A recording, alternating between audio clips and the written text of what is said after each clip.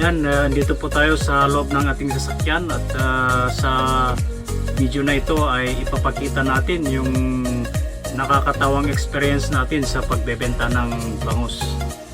At bago yan, intro muna tayo.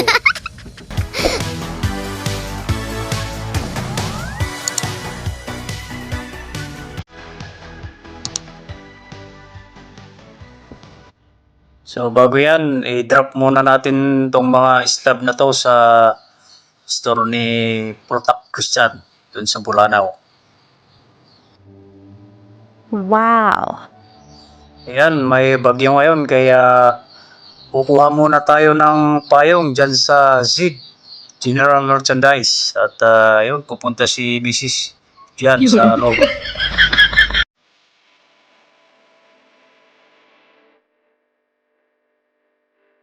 Nakuha na yung payong at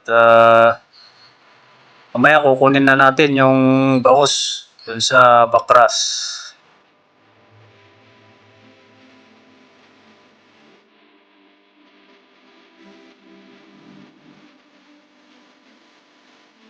Pupunta na tayo dun sa bakras at dito kukunin natin yung 40 kilos na bangus at 10 kilos na dressed chicken.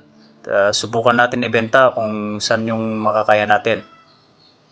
So bali ang puhunan natin dito ay 5,400 yung bangus tsaka 2-3 na dressed chicken.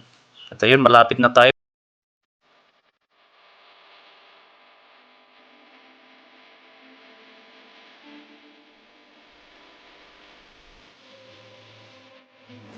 Ayan na yung bangus na 40 kilos.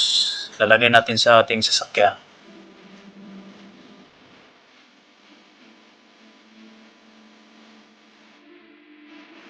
First time talaga natin magbenta ng bangus, kaya talagang maghahanap pa tayo ng mga client natin.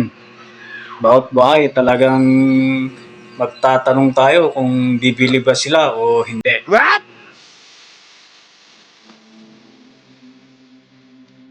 So bale 12 kilos na bangus at 5 kilos na dressed chicken yung naibenta natin ngayon.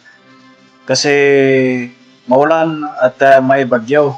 At yung naiwan, binigay na lang natin kay Oloy para siya na lang yung magbenta dun sa tinglayan.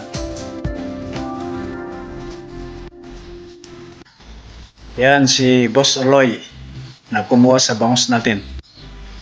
Maraming salamat at sana nagustuhan nyo itong video na to.